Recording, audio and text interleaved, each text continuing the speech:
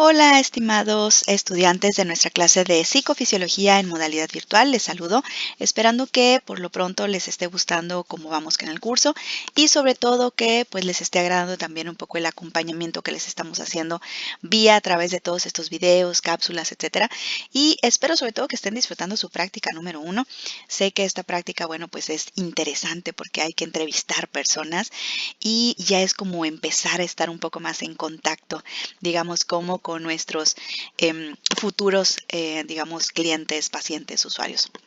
Y sobre todo que la práctica pues está relacionada con comprobar parte de los, digamos, conocimientos que hasta ahora hemos vinculado con cómo opera la memoria humana.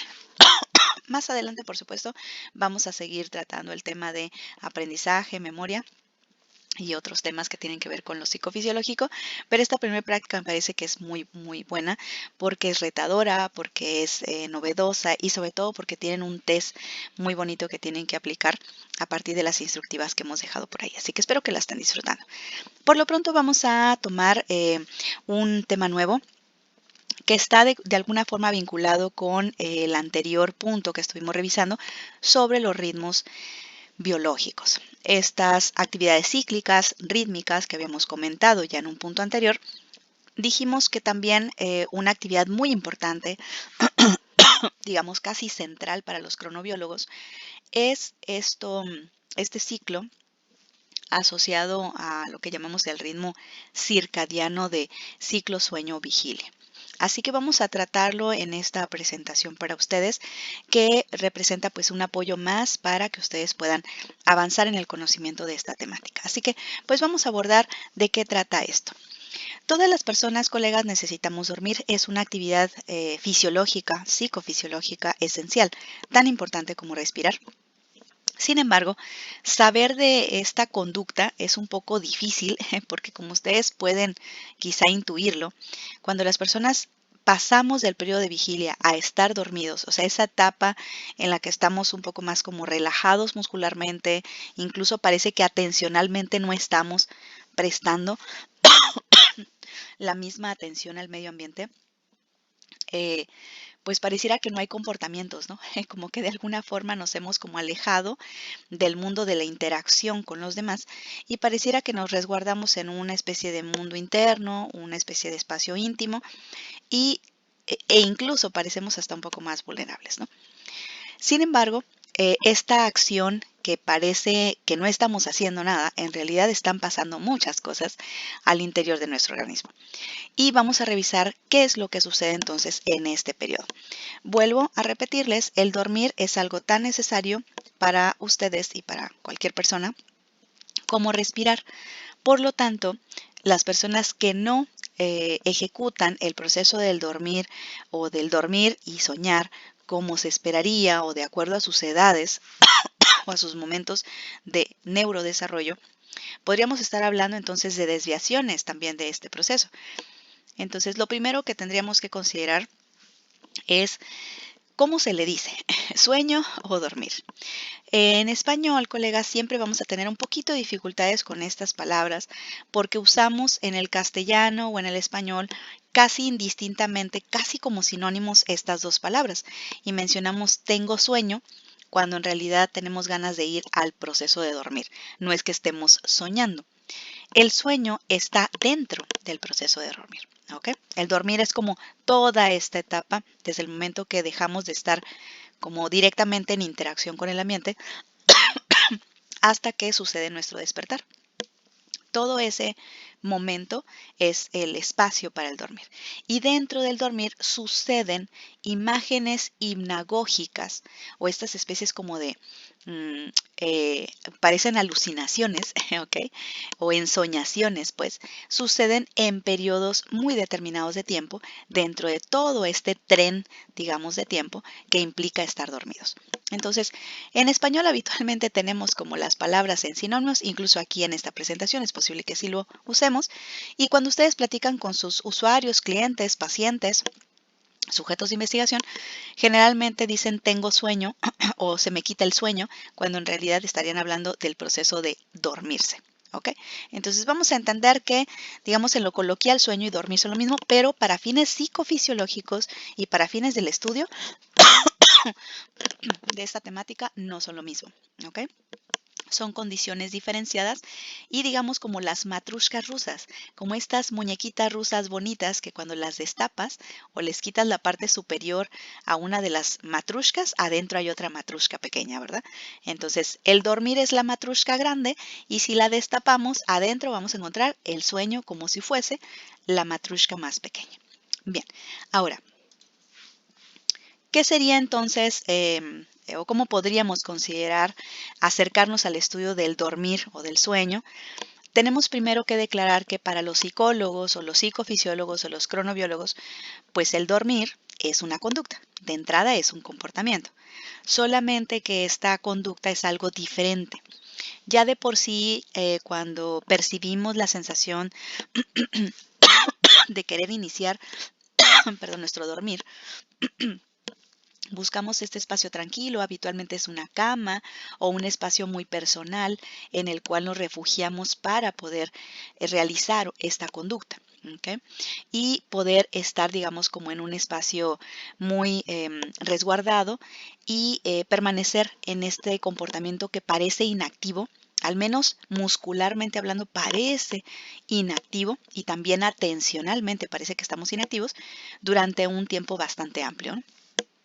Va a haber diferencias, colegas, si pensamos en el dormir en el transcurso del neurodesarrollo, es decir, se duerme diferente cuando se es bebé, cuando se es un niño de escolar, cuando es un adolescente, cuando es un adulto temprano, quizá como la mayoría de los que están en esta sesión, y se duerme diferente cuando es un adulto tardío y más cuando es un adulto de tercera edad o que estamos en periodo de vejez. Entonces, el dormir, como otras conductas, también va a cambiar. Así que vamos a considerar que el dormir, el sueño es una conducta. Por lo tanto, está dentro del patrón, digamos, de temas que puede estudiar el psicólogo o en este caso el psicofisiólogo. ¿Qué sería el dormir? Si tomamos esta definición que viene en el texto de la fuente, dice que el dormir sería este momento en el que pareciera que naturalmente o en forma espontánea pasamos a una disminución o a una lentificación de algunas operaciones u operatividades fisiológicas. Entre ellas, obviamente, el proceso atencional, el proceso, por ejemplo, de la acción muscular, pero se queda dentro del fenómeno de lo natural, porque tenemos condiciones atípicas o patológicas en las cuales también podemos estar como distantes del medio ambiente. Pensemos en una persona que se desmaya o pierde la conciencia por un traumatismo, o una persona que entra en coma, por ejemplo, por un tema por ejemplo, pérdida sanguínea, o que entra en pérdida de conciencia como en el estado comatoso. Ahí no hablamos de una disminución natural, sino precisamente de un estado atípico, patológico, que tiene una etiología, que tiene una fuente. ¿Okay? En este caso estamos hablando del dormir, que es una conducta, un proceso psicofisiológico que ocurre espontáneamente. Por lo tanto, esta disminución natural va a suceder de manera periódica, va a ser rítmica y, por supuesto, también va a ser, digamos, em, reversible o va a ser cambiante respecto a la percepción del medio exterior. En este caso creo que aquí tengo un error, debería ser reversible, ¿ok? Es decir, nosotros podemos ir y volver de este proceso natural una y otra vez, de tal manera que esta condición de estar un poquito como en este espacio inconsciente, vamos a poder volver a estar, digamos, conscientes o dejar el dormir para entrar en una fase diferente que llamamos vigilia. Durante esta conducta de disminuir naturalmente nuestras funciones, que es periódica y que es reversible respecto a la percepción del medio exterior, vamos a ver que hay ciertas funciones vegetativas, biológicas, que son constantes y que se mantienen o que de alguna forma nos mantienen aún conectados, digamos, con este medio ambiente del que parece que nos hemos distanciado. Por ejemplo, mantenemos nuestra respiración, nuestro latido cardíaco, incluso en algún punto también una persona que está en proceso o en la conducta como tal del dormir o que se encuentra dormida, puede incluso despertar, es decir, regresar a la etapa de vigilia si hay estímulos determinados que impacten a la corporeidad del individuo. Por ejemplo, si alguien, no sé, si hay, por ejemplo, no sé, algún insecto que camine sobre su piel, o bien si hay sonidos muy intensos, o incluso si alguien toca a la persona mientras está en este periodo de aparente inactividad, de alguna forma regresamos, ¿no?, al proceso de vigilia, es decir, nos despertamos. Así que el dormir sería entonces un comportamiento, colegas, como cualquier otro fenómeno psicológico, pero es un fenómeno natural del cual, digamos, como entramos y podemos salir de forma espontánea. Pero tiene toda una, digamos, como una metódica, un colectivo de operatividades para darse, ¿no?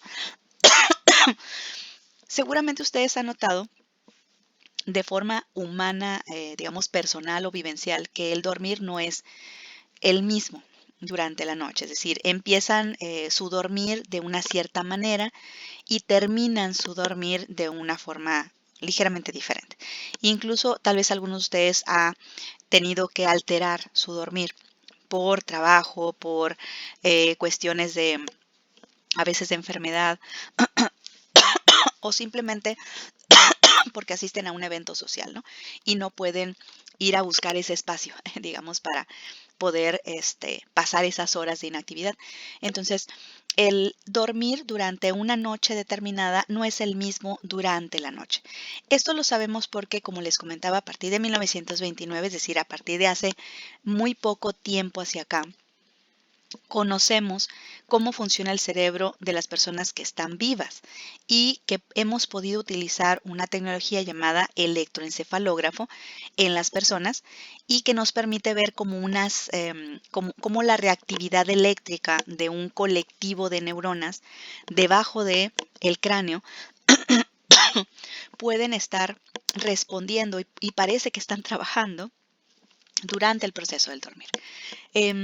Por supuesto, hasta ahora pensamos que el dormir permite una especie de recuperación del desgaste diario, pero tiene más funciones. Sin embargo, eso es como en lo común, esa es la visión general. Pero ustedes como estudiosos de la conducta humana sabrán que tiene más funciones más allá que solamente el descanso como tal. Vamos a revisar entonces, colegas, qué sucede mientras estamos dormidos. ¿Qué sucede en nuestro sistema nervioso, que es el encargado de generar conductas? Recuerden que hemos dicho que el dormir es una conducta y el sistema nervioso humano es el encargado de generar comportamientos. Así que vamos a ver qué sucede en el sistema nervioso y hasta ahora con los datos de la psicofisiología, de los cronobiólogos, de los psicólogos que han estudiado este proceso, qué es lo que sabemos acerca del proceso de dormir y estar despiertos. Vamos a ver entonces. Este diagrama que les presento ahora, colegas, representa básicamente la manera en la que ustedes duermen en una noche regular de 8 horas. Si se fijan en la parte inicial, en el eje de la Y, vemos que aparece la vigilia y aparecen 4 etapas. 1, 2, 3 y 4. Y en el eje de las X aparecen las horas del sueño o los momentos durante la noche dividido en horas. Y vean que tenemos unas barras de color naranja o rosa claro que dicen REM. En inglés, estas fases o estos momentos tienen su nombre que reciben a partir de una conducta muy particular que sucede en las personas que estando dormidas presentan una conducta muy específica, que es el movimiento ocular muy rápido debajo de los párpados. Así que el decir REM significa movimiento ocular rápido en inglés. Esas siglas también se conocen como MOR para significar en español el movimiento ocular rápido. Entonces, sueño REM o sueño MOR son lo mismo. Lo vamos a tratar aquí igual. Vean cómo en la primera hora, colegas, en la que ustedes inician su dormir, vean cómo empezamos en la vigilia, en la primera hora del dormir. Y luego vamos avanzando hacia la fase 1. Luego, poco a poco, vamos, digamos, como hundiéndonos en un sueño más profundo, mucho más intenso. Y llegamos a un espacio, digamos, casi al final de la primera hora, o casi al final de los primeros 70, 60 minutos, 80 incluso minutos, en los que vemos cómo atravesamos una fase que se llama aquí número 3 y número 4. Habitualmente en los textos lo vamos a encontrar como fases así, numeradas con el número, o bien numeradas con números romanos. Estas fases son conocidas como las fases del sueño no MOR o no REM. Es decir, la etapa 1, 2, 3 y 4 son las etapas que son no con movimiento rápido. No hay movimiento ocular rápido en ese periodo.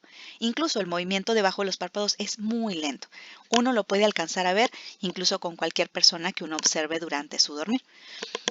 Pero vean cómo a partir de casi pasada la primera hora, los primeros 60 minutos, vemos cómo la persona regresa a la fase 3 como una especie, como si fuera a regresar a las primeras fases. Vemos entonces cómo la persona abandona la fase 4, se acerca hacia la fase 3 de nuevo aquí. Luego llega la fase 2 y ¡bam! De pronto tenemos la presentación casi así como sorpresiva de la fase del movimiento ocular rápido. Vean entonces, colegas, cómo en la primera hora, hora y 30 minutos ya estamos llegando al primer ciclo del sueño. Y en ese primer ciclo se corona, cada ciclo se corona con la cereza del pastel. Y digamos que la cereza del pastel es ese periodo de movimiento ocular rápido.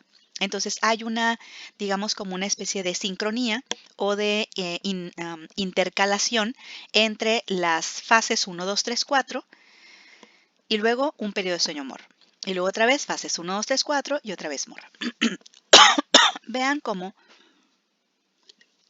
a partir de más o menos la mitad de las horas del sueño o la mitad de las horas del dormir, vemos como las fases más profundas, como la fase 3 y la 4, ya no se presentan de la misma manera que se presentaban en las primeras horas. Ya empezamos a ver que nos quedamos en la etapa 2, bajamos un poco aquí a la etapa 3, regresamos incluso hasta el sueño ligero otra vez y así sucesivamente. Conforme más nos acercamos al cierre del ciclo de las primeras, de las 8 horas del dormir, vemos cómo los movimientos oculares rápidos se siguen presentando más o menos en ciclos de 90 minutos aproximadamente, hora y 30 y 90 minutos, pero vemos cómo las etapas han cambiado. ¿Okay? Vamos viendo un poco más acerca de este tema de las fases. Vean cómo aquí les he dividido un poco cómo se conocen a las fases o a los momentos de sueño no MOR y el sueño MOR. El sueño no MOR se puede dividir todavía en sueño ligero, que se corresponde con las fases, principalmente la fase 1, que es como este primer momento en el que apenas las personas estamos pasando de la vigilia o de la conciencia a un momento, digamos, como de inconsciencia. Luego conocemos las fases de sueño profundo, como las fases incluso 2 o 2 y 3, principalmente la 2, donde estamos mucho más relajados y estamos mucho más adentrados, digamos, al fenómeno del sueño, del dormir. Y vemos finalmente el sueño profundo o de ondas lentas, que son las fases 3 y 4, las fases más profundas. Entonces, estas, digamos, 4 fases, están contenidas en el sueño no MOR, como veíamos hace un momento en la anterior gráfico. Y luego, el sueño MOR, como ya lo habíamos visto en el otro diagrama, vemos que después de 1 hora y 30 minutos aproximadamente, en el que nos movemos entre la fase 1, 2, 3 y 4 y regresamos a la 2, vemos cómo se presenta entonces el periodo de movimiento ocular rápido.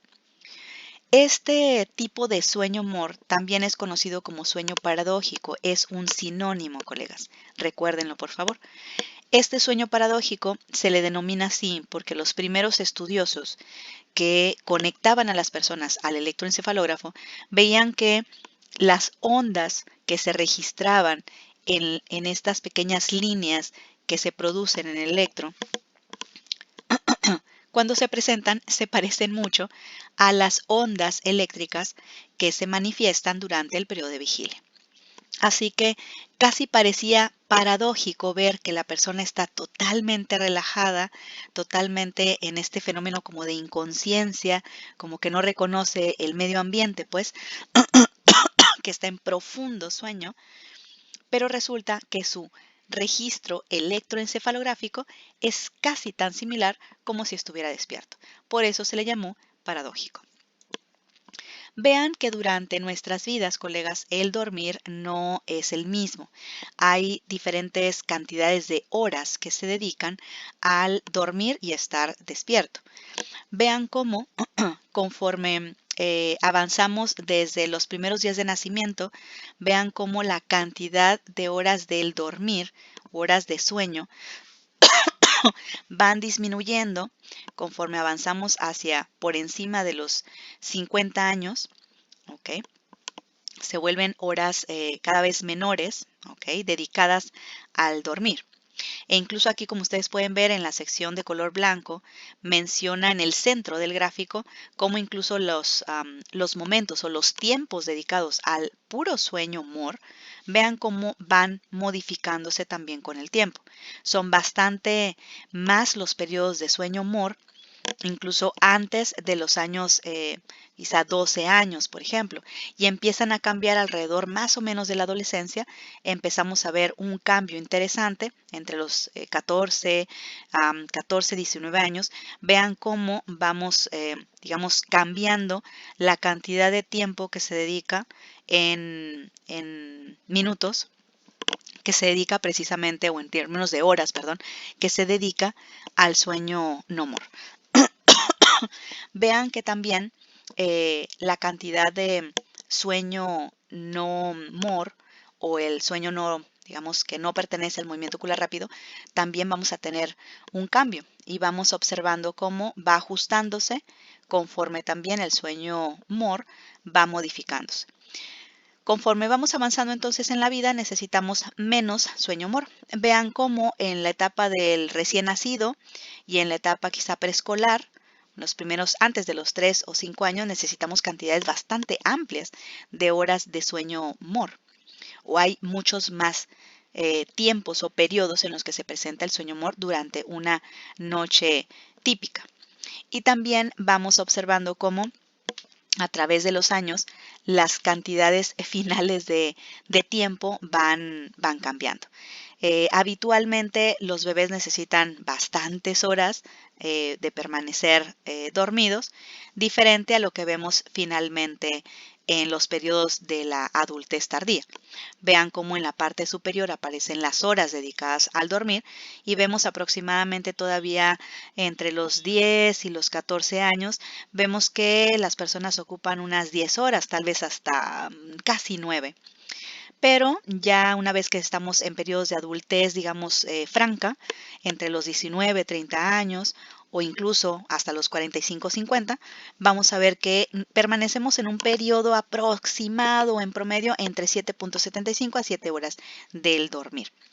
Y ya cuando nos acercamos, o más bien cuando rebasamos los 50 años y avanzamos hacia cerca de los 90 años, que es esta parte del gráfico, vemos que el tiempo incluso se ha reducido bastante. Vean que a los 90 años hay un promedio de 5.75 horas dedicadas a estar dormidos. Así que vemos que hay un cierto trayecto también del dormir desde el recién nacido hasta, digamos, más o menos por encima de la vejez o de la tercera edad. ¿Qué pasa con el registro electroencefalográfico, colegas? Así es como se mira. Cuando conectamos a una persona al electroencefalógrafo, que es este aparato especial, esto es lo que vamos a mirar. Vean cómo otra vez les presento en este diagrama, se observan de su lado izquierdo, colegas, el tipo de ondas y cómo se registran, cómo se rayan, ¿no? sobre la hoja o sobre la computadora. cómo se miran los ciclos eléctricos que están teniendo las neuronas. Si ustedes recuerdan en la materia de neuroanatomía o si ya han cursado la materia de neuroanatomía, les han mostrado que las células cerebrales o lo que llamamos neuronas, las neuronas formales, tienen actividad eléctrica como su acción principal para poder comunicarse. Y esta actividad eléctrica es la que ustedes ven aquí, representada con cada línea. No estamos viendo una neurona, estamos viendo cientos de miles de neuronas reunidos debajo de estos pequeños discos de plata o de oro que colocamos sobre el cráneo y se comportan como una especie de antena, como una antena parabólica. Lo que hacen estos pequeños discos es atrapar la señal eléctrica chiquitita, minúscula, del orden de quizá milésimas de volt y la amplifican, la hacen más grande y la dejan ver a través de estas líneas. Vean cómo entonces cuando estamos despiertos, que dice aquí awake, vean cómo en el lado, digamos, central de aquí de esta slide, vemos cómo aparece el diagrama que ya les había mostrado antes, colegas. Aparecen en las en el eje de la Y, aparecen las etapas, estar despierto, etapa 1, etapa 2, etapa 3 y etapa 4. Y en el eje de las X aparecen las horas, representadas en un promedio de 7 horas aquí. Y vean cómo el gráfico nos muestra entonces como más marcado, como una especie de pequeño renglón más marcado en color guinda, aparece en este diagrama del centro, cómo aparecen los periodos de sueño MOR. Y luego, de su lado izquierdo, entonces, se representan las ondas. ¿Ok? Veamos que cuando estamos despiertos, vean el tipo de ondas que aparecen. Son ondas bastante rápidas, es decir, son muy frecuentes. Un ciclo se presenta con una especie de subida y bajada en términos eléctricos, como una onda, pues. Así que lo que podemos ver es que hay una constante presentación de ondas muy rápidas, es decir, alcanzamos a ver como una especie de línea con muchos piquitos, y eso quiere decir que hay una actividad constante. En este caso, el tipo de onda que vemos aquí se le conoce como onda tipo beta. Es una actividad eléctrica muy, muy constante, de alto nivel de frecuencia y con una amplitud baja, ¿ok? Porque son ondas cortas. Incluso pueden llegar al orden del 15 a 30 ciclos por segundo. ¿Ok? En un segundo, como 30 de estas, muy continuas. Eso es cuando estamos despiertos, pero cuando ya avanzamos a la etapa 1, vean entonces cómo cambia el registro del eje, el registro electroencefalográfico. Las ondas empiezan a tener una amplitud diferente y también la frecuencia se vuelve un poco más, digamos, atípica. Se desincroniza, así le llamamos, digamos, en registro, y empezamos a ver entonces una variación en las ondas. Vemos, por ejemplo, un poco como algunas ondas más lentificadas, es decir, que ya no las vemos tan constantes, ¿no?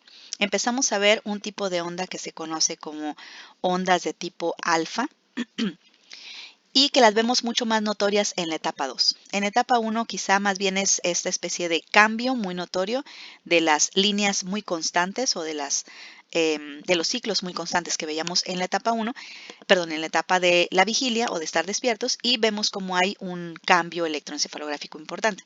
En la etapa 2 ya alcanzamos a apreciar cambios interesantes como este pico que vemos aquí, por ejemplo, es un complejo K, así se le llama, o un uso del sueño. Vemos trenes de alfa. Aquí tenemos un tren de alfa.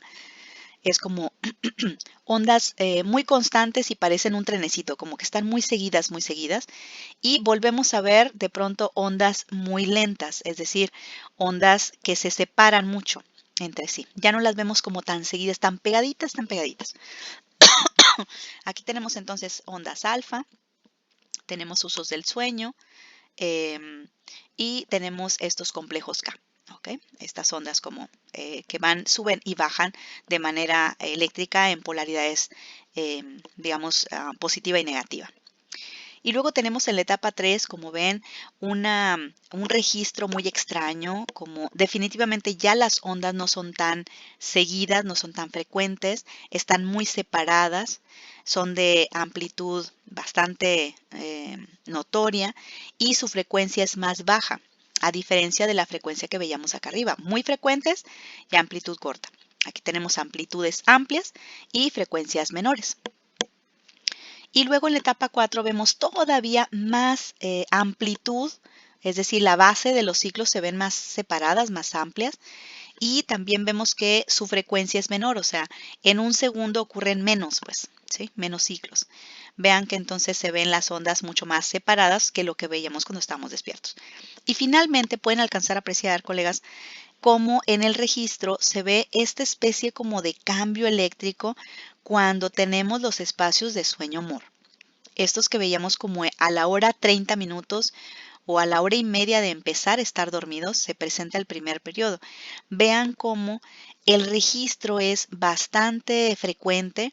Hay una mezcla un poco de ondas lentas, pero hay bastante ondas rápidas, muy parecidas a las que veíamos acá arriba en las ondas beta, las ondas cerebrales cuando estamos despiertos. Entonces, por eso es que algunos primeros estudiosos del dormir le llamaron sueño paradójico, porque se parece hasta cierto punto el registro que vemos aquí al registro que vemos cuando estamos, digamos, despiertos. Ondas frecuentes, de alta frecuencia, casi pareciera que la persona está despierta, pero no es así. Fisiológicamente la vemos que está muy profundamente dormido.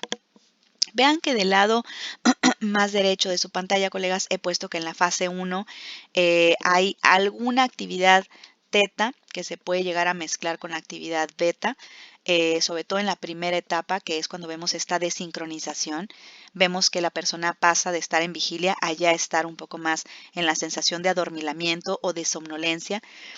Y vemos cómo hay ciertas zonas cerebrales que incitan este inicio, sobre todo áreas del hipocampo, y poco a poco se va, digamos, como expandiendo este tipo de ondas hacia toda la corteza cerebral.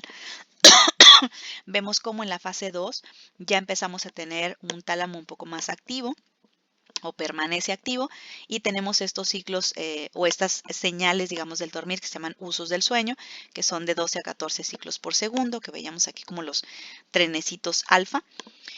Y vemos la fase 3 y 4 como la fase de ondas lenta, ¿no? Y que en este caso tenemos ondas teta y delta, particularmente delta, de 0.5 hasta 2 ciclos por segundo, o sea, muy poco frecuentes estas señales. Ahora bien, ¿cuáles son las características de cada una de estas etapas junto con su actividad eléctrica? En el caso de la etapa que comentábamos, la etapa 2, por ejemplo, vemos aquí que vamos a tener esta actividad alfa que les comentaba, estas ondas regulares que van entre 8 a 12 ciclos por segundo o hertz, y en este momento, cuando las personas están en este estadio o en este tipo de más bien de onda cerebral o de frecuencia eléctrica cerebral, pareciera que la persona descansa o está muy relajada. Incluso estas ondas alfa, colegas, el solo hecho de que ustedes cierren los ojos en un sillocito así como que cómodo, es muy probable que inmediatamente el registro del EEG demuestre que ya entraron en actividad alfa. El solo hecho de relajarse los lleva muy rápidamente a mostrar este tipo de actividad eléctrica. Digamos que en este punto la persona está preparándose para iniciar estas fases más profundas del sueño y hay una relajación muscular importante, algo así como que la mente está en blanco. ¿Okay? No hay una actividad como tal. Si nosotros despertamos a la persona estando en esta fase de actividad alfa, simplemente señalan que no están del todo dormidos y que estaban muy relajados, nada más. Vean que la actividad beta o las ondas de tipo beta, ya decíamos hace rato, son de baja amplitud, pero alta frecuencia. Y tenemos frecuencias tan altas como 13 a 30 ciclos o 30 Hz por segundo. En este caso, este tipo de actividad solamente la vemos cuando las personas están alertas y que están como, digamos, como pues pendientes al ambiente, ¿no? O incluso cuando estamos pensando, esta es una actividad muy típica de ver en el electroencefalógrafo.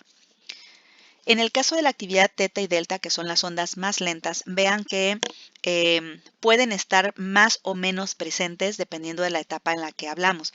Si es etapa 3 o etapa 4, va a haber más de una o de otra onda. Generalmente la etapa teta, perdón, la actividad teta o el tipo de onda tipo teta, que es de 3.5 a 7.5 ciclos por segundo, la vamos a ver más en la etapa 3. Y las ondas de tipo delta la vamos a ver mucho más presentes en más del 50% de la hoja o de la época, que así se le llaman a las hojas que se le pone al electro, o las hojas que se utilizan en un registro de EEG, va a ser actividad de tipo delta. Aquí lo que establece si es una u otra onda es básicamente la cantidad de ondas que se presentan en la hoja misma del registro. Vean que en este caso, como dice acá, dice en esta etapa es una transición del sueño a la vigilia. Dice si se observan los párpados de una persona se verá que de vez en cuando se abren o cierran un poco, los ojos se mueven un poco hacia arriba o hacia abajo, pero son movimientos muy lentificados. En este tipo de ondas muy lentas, los ojos se podrán mover y podremos ver debajo de los párpados un poco de movimiento muy lentificado, generalmente así como lateral o incluso arriba abajo, pero muy lentificado. Y en el caso de la actividad delta, como ven, la frecuencia es de menos de 3.5 Hz y vamos a ver que podemos observarla más bien entrando en la etapa 3, incluso finalizando la etapa 3 y empezando ya la etapa 4. Entonces, simplemente para sellar lo que acabamos de decir, colegas, las etapas del sueño van a estar divididas en la primera etapa del sueño, donde vamos a ver sobre todo actividad beta mezclada con actividad teta, un poco ahí esa desincronización que les comentaba temprano. En la etapa 2 vamos a ver estos fenómenos interesantes del sueño, que son los usos del sueño, esos trenes de alfa que yo les comentaba, y los complejos K, que son cambios de voltaje o de polaridad, digamos, a positivo y negativo de manera muy rápida. En la etapa 3 del sueño vamos a tener la actividad delta y en la etapa 4 vamos a ver la actividad delta, perdón, en la etapa 3 tenemos tanto teta como delta y en la etapa 4 principalmente actividad delta. En el sueño MOR vamos a ver más actividad beta mezclada nuevamente con actividad teta como si estuviéramos despiertos, ¿okay? El famoso sueño MOR o sueño paradójico. ¿Qué pasa durante el sueño MOR? En este caso, la persona parecería que está despierta y sucede en, digamos, tiempos muy variables.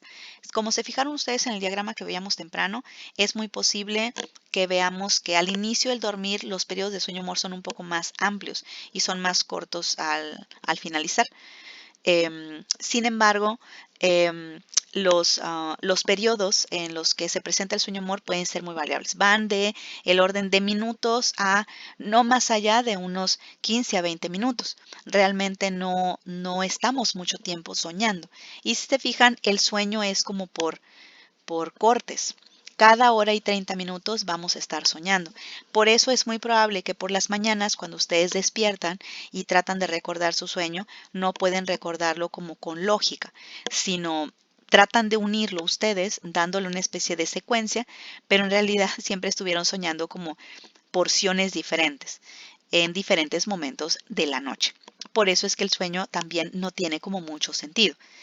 Es muy probable que ustedes incluso recuerden mejor también el sueño o el periodo de sueño MOR que tuvieron antes, un poco antes de despertar, más que los primeros que tuvieron muy empezada, digamos, la jornada de la noche.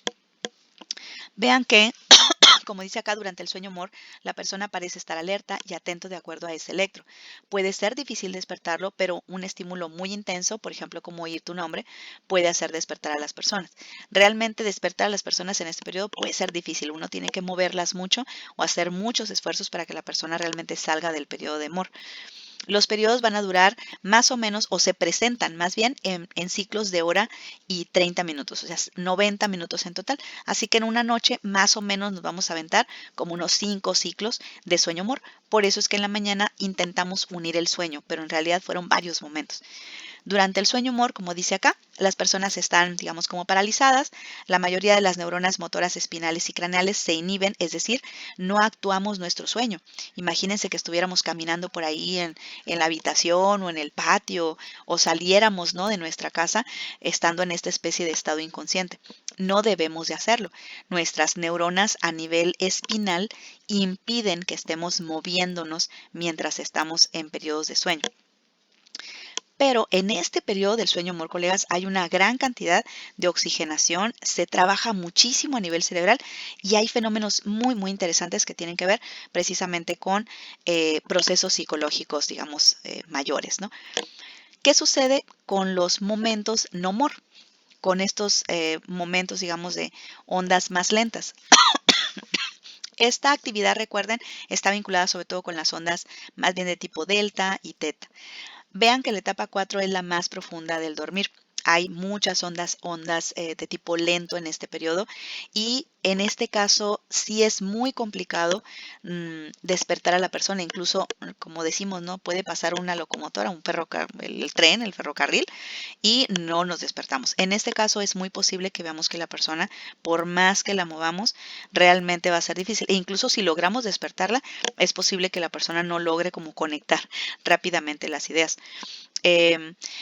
Tenemos datos acerca de que este tipo de este tipo de periodo del dormir, el sueño MOR, va a ocurrir nuevamente en estos periodos de hora y 30. Vean que durante la hora y 30 se presentan ondas lentas, que decíamos teta y delta, que representan a este tipo de periodo del dormir.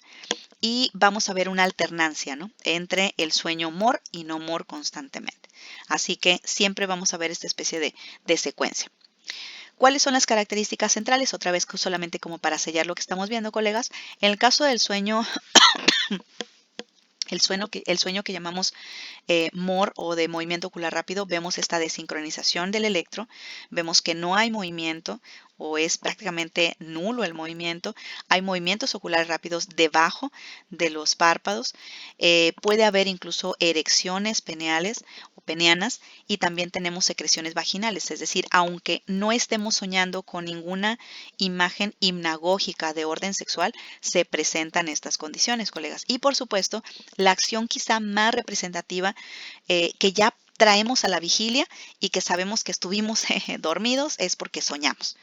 Los sueños se van a presentar solo en este periodo. Soñar no se va a presentar en los periodos de, digamos, de ondas lentificadas. Solamente van a estar en los momentos de sueño ocular rápido. En este caso, si pensamos en las etapas o en los periodos de sueño no MOR, vamos a ver una sincronía. Vamos a ver las ondas lentas, pero muy sincronizadas.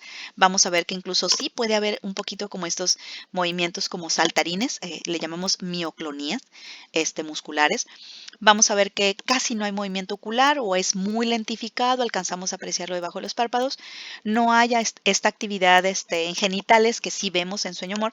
Y generalmente si despertamos a las personas en los periodos de sueño de ondas lentas, o en los periodos de etapa no MOR, las personas dirán que no están soñando. Ha habido experimentos en los que se despiertan las personas que están exclusivamente en el periodo de movimiento ocular rápido y en el 95-92% de las veces dirán que estaban soñando. Por eso sabemos que es muy posible que los sueños solamente se presenten en ese periodo. Vean que a nivel cerebral, colegas, estos parecen ser los espacios neuroanatómicos que dan origen al dormir y al estar despiertos. Es aquí, en el tallo cerebral, donde empieza todo. Hay un grupo de núcleos que se llaman núcleos del Rapé, que liberan serotonina, y son aquellos que una vez que atravesamos las 6, 7 de la tarde, cuando se está alejando la luz del sol, estos núcleos empiezan a liberar un neurotransmisor llamado 5-HT, o también se le conoce como serotonina. Y va a empezar a viajar este componente de neurotransmisores hacia otras vías cerebrales, entre ellas, por ejemplo, las áreas talámicas. Aquí vemos el núcleo geniculado lateral del tálamo, que ya empieza a registrar actividad eléctrica vinculada con el dormir. Y finalmente esto va hacia las zonas occipitales y, como si fuera una especie de ola, empieza en las zonas más posteriores de su cerebro, acá atrás en la parte de la nuca, y poco a poco va inundando hasta llegar hasta el córtex, digamos, más frontal o más prefrontal en los humanos. Y finalmente, pues terminamos con la sensación de adormilamiento y finalmente con el dormir profundo. Los sueños, colegas, van a presentarse por la actividad particularmente que vemos acá arriba marcado en rojo de estas secciones. Vamos a ver cómo se involucran la corteza cerebral y el tálamo una vez que todas las demás zonas están, digamos, inhibidas, entre ellas los músculos, regiones de la médula espinal, algunas regiones mesencefálicas también entran para, digamos, como disminuir la actividad de la conciencia, digamos, directa sobre el medio ambiente. Y finalmente, como vemos aquí, será la formación reticular vinculada con esta zona que acabamos de ver a nivel del tallo cerebral, quien dé, digamos, la orden hacia las secciones talámicas o diencefálicas para que todo esto inicie y la persona se sienta adormilada, empiece a percibir esta sensación de querer ir a buscar un lugar donde dormir. ¿Okay? Entonces, estas son las secciones, digamos, que al fin y al cabo son las que registramos en el electro, que son precisamente la corteza cerebral con el electroencefalógrafo. ¿Por qué dormimos, colegas? De alguna forma se piensa que el dormir en general tiene la función que decíamos temprano, ¿no? La reparación del desgaste, pero parece ser que cada etapa tiene objetivos diferentes. Si hablamos de la etapa del sueño MOR, que es una actividad muy específica durante el dormir. Si se acuerdan, hay periodos, ¿no?, muy precisos en los que se presenta el sueño MOR según los esquemas que vimos. Vemos que en ese momento hay una actividad fisiológica muy importante. En cuanto empieza el electro a registrar que la persona empieza a soñar o que entra en sueño MOR y los ojos empiezan a moverse de manera muy rápida, vemos que el ritmo cardíaco cambia, se acelera, incluso parece que hay taquicardia, aunque no la hay fisiológicamente. Sí se registra en los aparatos, por ejemplo en el electrocardiograma podemos registrar que hay un cambio importante. La respiración también se vuelve muy irregular, no hay un patrón estable y la actividad cerebral evidentemente se dispara. Es decir, sabemos que la persona parece que está usando su corteza cerebral, pero parece que está precisamente soñando. El sueño MOR, colegas, hasta ahora se ha asociado con la consolidación de experiencias del día. Es decir, básicamente, el sueño MOR se asocia con el aprendizaje y con la consolidación de experiencias durante el dormir. Para poder mantener información apropiada, útil y que vamos a usar en el futuro, pareciera casi como en las computadoras que hacen estas actualizaciones o esta especie de momentos para hacer backups. Nuestro cerebro parece que su periodo para hacer estos periodos, digamos, de backup o de resguardo de la información lo hace mientras estamos particularmente en el periodo de sueño ocular rápido. Así que este periodo pareciera ser importante para ese momento. ¿Qué sucede si no tuviéramos acceso al sueño MOR? Pareciera que sí puede tener un cierto efecto en el aprendizaje. No sabemos cuánto hasta ahora. Sí sabemos que las personas pueden tener más dificultades de concentración, pueden en su momento sí tener un poco más de problemas para memorizar cosas nuevas. Aún así no se pierde del todo la capacidad. Pero si hay mayores dificultades de concentración, por ejemplo, para la persona durante el día, si es que interrumpiéramos su sueño de movimiento ocular rápido. ¿Qué sucede, pero cuando tenemos alteraciones, colegas? Si bien esta no es una materia para ver patologías, sí vamos solamente a hacer un repaso muy breve de algunas. Hay, digamos, como trastornos primarios que de acuerdo a la Asociación Americana de los Desórdenes del Sueño, al menos en la última revisión que hicieron ellos en 1990, pudiéramos hablar de que hay trastornos primarios conocidos como disomnias y también tenemos parasomnias. Digamos que las disomnias son alteraciones como tal específicas asociadas del dormir y las parasomnias son como estas condiciones alternas al dormir o que acompañan al dormir o que suceden mientras estamos en la conducta del dormir. En este caso, quizá la disomnia más conocida va a ser el insomnio, que es esta dificultad para conciliar el sueño. El insomnio puede ser un insomnio vinculado con el inicio del dormir, con la parte media del dormir o incluso con la parte final del dormir. Así que no es solamente el hecho de no poder iniciar el dormir, también tiene que ver con mantenerlo e incluso con no despertarte antes de lo que se debería. También tenemos otras condiciones como la apnea. La apnea del dormir, que es el trastorno del sueño relacionado con la respiración, también es bastante común. Las personas que tienen esto que llamamos roncar, que quizá ustedes lo han escuchado, está relacionado con esto, precisamente con una dificultad respiratoria que incluso llega a ser una detención respiratoria.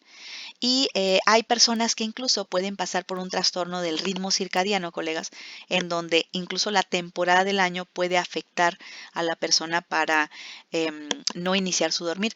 Recuerden que durante el invierno y el verano tenemos una posición de la Tierra diferente respecto a la recepción de los rayos del sol. Al estar más expuestos durante el verano, tenemos quizá una sensación diferente del dormir o nuestro ritmo puede ligeramente modificarse por ello, a diferencia del invierno, donde los periodos de luz, digamos, natural son menores y hay mayores espacios digamos, de oscuridad que nos lleva a dormir quizá un poco más. Este trastorno puede presentarse vinculado precisamente con eso. Y las parasomnias quizás son un poco más conocidas por ustedes porque precisamente representan estas condiciones alternas. Varios de ustedes tal vez o han escuchado o ustedes han vivido esto que llamamos terrores nocturnos, que son como pesadillas o sueños muy intensos, muy vívidos, digamos, con mucha intensidad hasta emocional, que los puede hacer despertar incluso ya como hasta levantados en su cama, sentados en la cama, incluso casi para a punto de ponerse de pie a un lado de la cama, porque han sido muy intensos. Hay personas que los viven con una cierta continuidad o una cierta frecuencia que les impide tener pues un descanso apropiado. También tenemos otras parasomnias más comunes hacia el área de la infancia, por ejemplo, como el sonambulismo, el hablar dormido, también la enuresis, por ejemplo, el hacerse pipí, por ejemplo, durante el dormir, se consideran aspectos que acompañan al dormir. No son deseables, pero acompañan al dormir. En el caso del sonambulismo, es más común en la infancia, sin embargo, también sucede en los adultos y habitualmente se sucede en los adultos, va a suceder más por una condición probablemente hasta genética. Es decir, el sonambulismo es una condición que comparten varias personas en una línea familiar.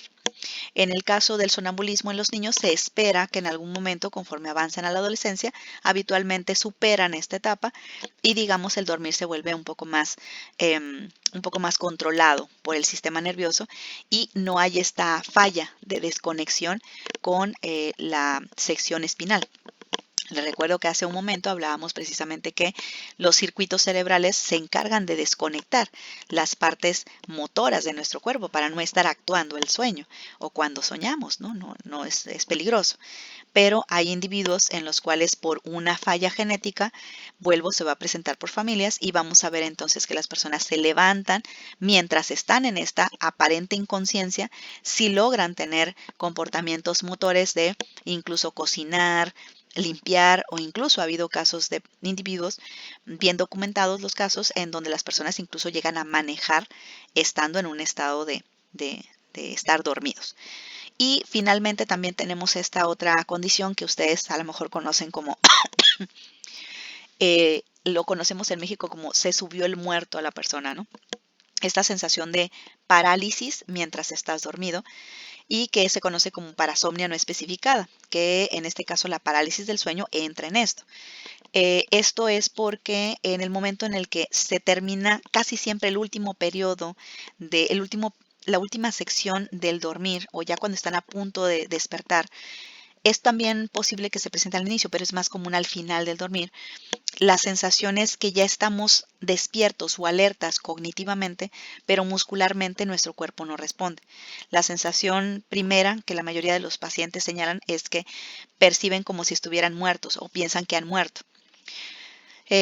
Muchas personas realmente se angustian mucho por ello, pero digamos se, se moviliza rápidamente esta parálisis si la persona intenta mover sus párpados, por ejemplo. Con ello puede como despertar los circuitos motores y hacer que nuevamente todo se conecte. Pero hay personas que sí esta situación se les presenta con mayor posibilidad cuanto más ansiosos estén durante el día. Si, por ejemplo, ustedes tienen un examen muy importante en la carrera, es posible que durante la noche trasladen esa ansiedad a su periodo del dormir y se presente una parálisis del sueño al momento que van terminando su sueño por allá de las 7 o 6 de la mañana. Y van a tener esta sensación de estar como inmóviles, aunque mentalmente ya saben que están despiertos y reconocen que no pueden mover su cuerpo o están inmovilizados. La verdad es que estas parasomnias habitualmente pues sí son bastante molestas o causan cierto disconfort a los pacientes. En realidad, para lo que hay un poco más de atención directa, farmacológica, si fuese necesario, es para los trastornos disómnicos, es decir, para las alteraciones primarias. Les recuerdo también, colegas, que muchas condiciones mentales trastornos psiquiátricos como la esquizofrenia, la propia depresión, la ansiedad, van a tener condiciones de alteración del dormir, porque les recuerdo que estamos hablando de un ritmo biológico. ¿Ok? Ya para terminar. Nuestros ritmos biológicos, como lo comentamos en el anterior punto de nuestra clase, son condiciones cíclicas y rítmicas, que si las cambiamos, se cambian muchos otros relojes que dependen de. Este es quizá el reloj más importante de nuestro cuerpo. Este ritmo circadiano de ciclo sueño-vigilia coordina otros relojes, por ejemplo, el hambre, la eliminación de enzimas o la eliminación de toxinas, la renovación del desgaste muscular, la liberación hormonal, están vinculados con el ciclo sueño-vigilia. Por eso este ciclo es tan relevante para los psicofisiólogos, para los psicólogos, incluso pues para los psiquiatras que llegan a recibir pacientes con enfermedades psiquiátricas que les reportan precisamente dificultades también con su dormir. Es muy común en trastornos, por ejemplo, como la depresión, que las personas o duermen mucho o dejan de dormir. Así que en algún momento el psiquiatra, que es nuestro colaborador en el campo de la salud mental, les ofrece algún fármaco precisamente para poder ayudar a que la persona concilie el sueño o tenga un sueño más normalizado. Casi siempre, colegas, los efectos de la vigilia se llegan a trasladar al dormir. También es común, seguramente lo han vivido, que si hay una preocupación o un elemento importante de la vigilia que no hayan resuelto ustedes en la vigilia, como algún examen, un trabajo muy difícil, una práctica de psicoficio, algo así, lo trasladan al sueño y sueñan ustedes durante el dormir que la práctica ya sucedió o que ya se les entregó la calificación o que ya aprobaron o no el examen. Es decir, lo que sucede en la vigilia se alcanza a trasladar a su momento del dormir.